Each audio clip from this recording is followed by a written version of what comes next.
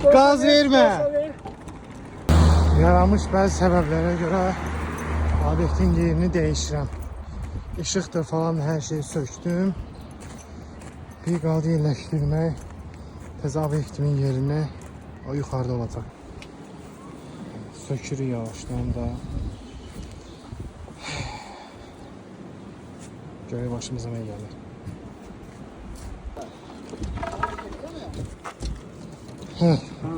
Kaldırın.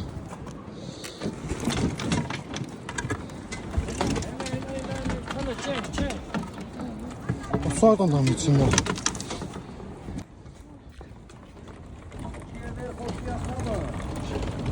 Gaz verme.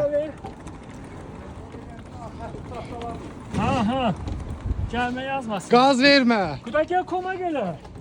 Yanıyla geliyle baka. Işıq sistemini təzədən düzəltdik.